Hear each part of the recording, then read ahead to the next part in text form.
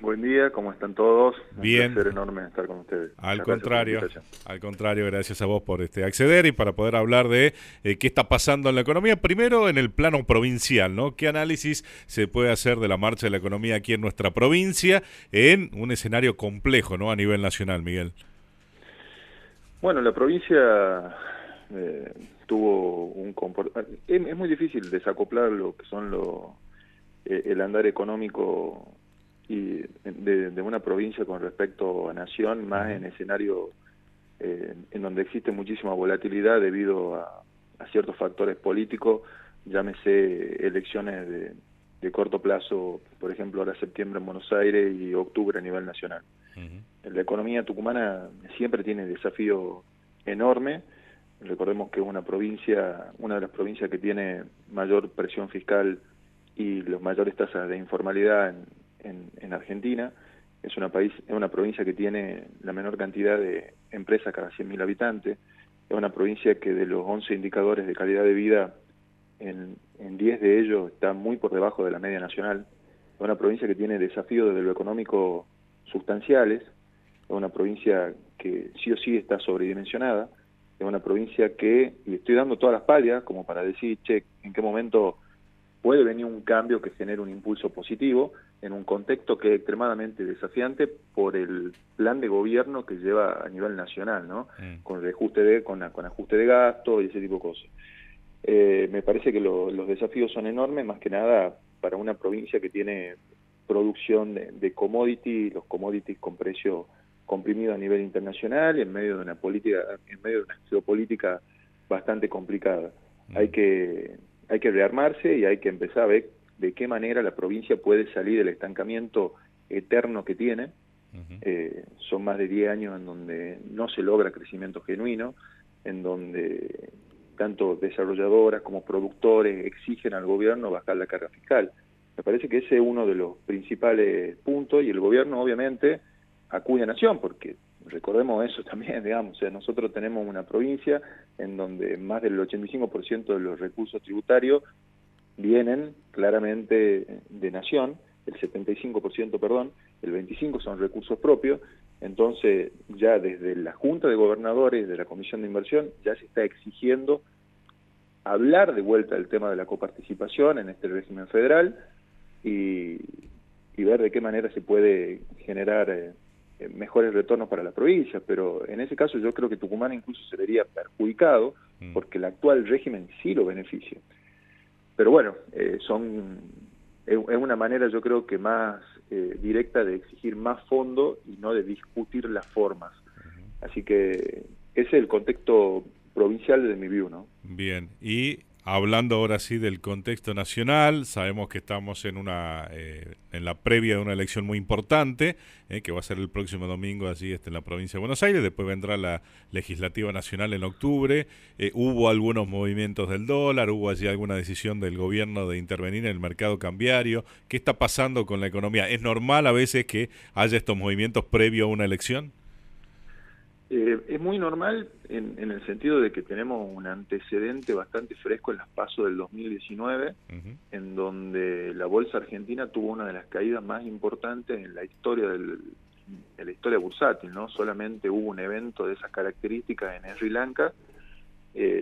Entonces yo pienso que hoy por hoy, en términos de cobertura, el agente, el inversor argentino, las personas en común, llegado a estos eventos que suelen generar cierta distorsión, proceden de manera cauta y llegan a dolarizarse. Es obvio que en este sentido el Banco Central o el Tesoro tengan la posibilidad, y de hecho tienen la atribución de intervenir. Lo que hace ruido siempre es que uno cuando define una regla, y define una regla como por ejemplo lo hizo Argentina después del acuerdo con el Fondo Monetario y después de abrir el cepo, dijo, bueno, vamos a tener un régimen cambiario con flotación libre. Solamente el Banco Central va a intervenir en las bandas. Bueno, aparece siempre esto en economías que tienen flotación libre con banda, que nosotros los economistas le llamamos el fear to floating o el miedo a flotar. Entonces, en eventos de estas características puede aparecer esa circunstancia que lleva al anuncio que hizo el Tesoro, por ejemplo, de empezar a intervenir antes de que el dólar llegue a esa banda. Eso es una señal que puede llegar a generar desconfianza, porque genera inconsistencia.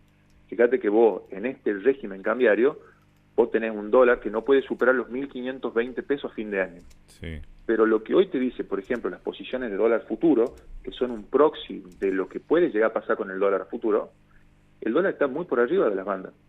Incluso tenemos tasas de interés que convalidan dólar break-evens muy superiores al techo de la banda. Con esto que te quiero decir, para la audiencia que por ahí no usa esos términos técnicos, que hoy por hoy el mercado pone en precio un dólar mucho más alto del de la banda para después de octubre. Eso quiere decir que hoy por hoy lo que se está poniendo en precio, o lo que el mercado anticipa, es que el sistema de bandas cambiaria a estos niveles no va a continuar después de octubre. Lo que te dice el gobierno es, esto es ruido político. Una vez que pasen las elecciones, independientemente de cuáles sean los resultados, a pesar de que ellos manejan un supuesto clave, ¿no?, que es la libertad avanza, arrasa en las elecciones. Independientemente de eso, el gobierno, todo esto va a cambiar. Las tasas que están hoy por hoy en niveles del 70% en el tramo corto van a bajar de vuelta a niveles normales, lo que es el dólar se va a estabilizar y vamos a poder mantener el esquema actual de acá a futuro. Bueno, eso es lo que dice el gobierno, habrá que ver cómo se sigue desarrollando esto en el proceso. La gente ante tanta incertidumbre se cubre, toma posiciones en dólar y es una manera de alguna manera, marcar que sí tiene desconfianza en el sistema actual. Bien, bien, perfecto. O sea que de alguna manera, como planteábamos allí al principio, sí va a ser clave, ¿no? La elección, la del domingo primero, pero después sobre todo la de octubre, ¿no? Porque por ahí el gobierno quizás tiene más expectativa en octubre, en donde las encuestas, bueno, hay que ser cuidadoso con el tema, cauto con el tema de las encuestas, pero en octubre hablaban de una ventaja para la Libertad Avanza, no así para la elección del próximo domingo, ¿no? O sea que habrá que ver, o estamos con esta incertidumbre de qué va a pasar después del 26 de octubre. Eduardo, el gobierno no tiene plan económico todavía. El gobierno tiene un plan de estabilización que no se aleja de los planes de estabilización ortodoxos que se han dado en todo el mundo, sobre todo en Latinoamérica en los 90 y que fueron bastante exitosos. En Argentina no son exitosos y en esta ocasión sí se está logrando un poco de éxito en el proceso desinflacionario al menos y estabilizando la economía de corto plazo, pero vemos que esas estabilizaciones son muy endebles y están son muy sensibles a cualquier factor externo. Entonces, si vos tenés un modelo económico y un programa económico que es sólido, que es consistente, un evento de estas características no puede generar tanto ruido. ¿Me entendés? Entonces, no es tan solo el miedo al que vuelvan o el miedo a la elección, no, también hay fallas en el gobierno, en la forma de comunicar, y vos ten en cuenta algo que es bastante importante, que este gobierno tuvo un apoyo muy fuerte por parte de los sectores populares que fueron muy ajustados. Entonces, siempre gobernó con apoyo. Hay que ver qué pasa si eso descomprime y no es tan así después de octubre. Hay que ver cómo lo maneja el gobierno y cómo logra de alguna manera recuperar esa confianza. Hasta el momento tuvo ese apoyo. Así que me parece que el escenario de acá a futuro es bastante complicado, como vos decís, va a estar muy atento a lo que pase en octubre.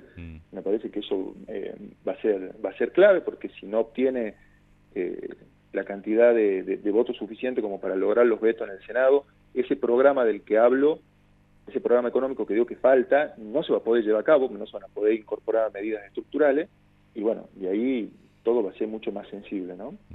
Mencionabas así esto del proceso desinflacionario. ¿Qué proyecciones hay para la inflación? Bueno, la semana próxima, el 10 de septiembre, se va a informar lo que fue la inflación, el índice de precios al consumidor de el mes de agosto. ¿Y después qué va a pasar hasta fin de año con la inflación? Mira, el proceso de desinflación, yo pienso que hubo un evento financiero que generó un poquito de ruido, un poquito no, bastante ruido, bastante, mucho, y que de alguna manera terminó rompiendo una de las anclas del modelo, que era la ancla nominal, que fue la eliminación de las LEFI. Yo creo que eso también generó cierta volatilidad en el tipo de cambio, generó una liquidez extra en el sistema que el gobierno todavía no la puede controlar. Me parece que es un evento que hay que tenerlo en cuenta y que puede explicar parte de la volatilidad actual más allá del tema de las elecciones. Bien. Sin embargo, nosotros vemos que el proceso desinflacionario continúa.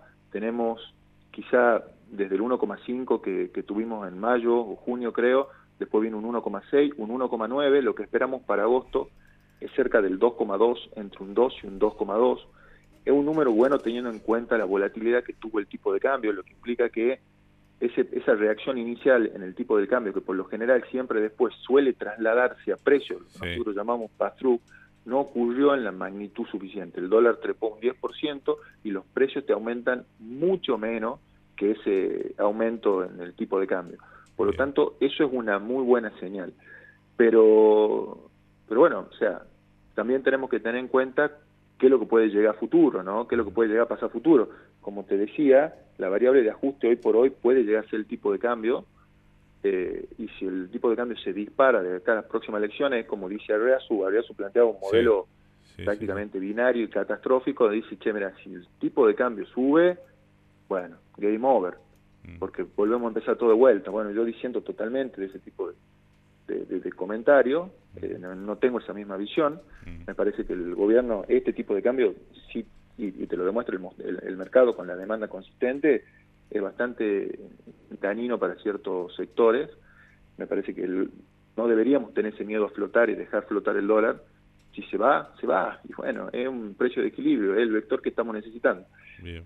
Así que en el proceso desinflacionario, por ahora, lo que ven las expectativas es que el proceso continúa a la baja, pero bueno, obviamente va a estar sujeto a lo que pueda llegar a pasar en las elecciones, claramente. Seguro. Miguel, ha sido un gusto, que tengas buen día. El gusto es mío, les mando un saludo a todos. Hasta luego. Miguel Palou, economista, hablando precisamente de la marcha de la economía a nivel provincial y también a nivel nacional.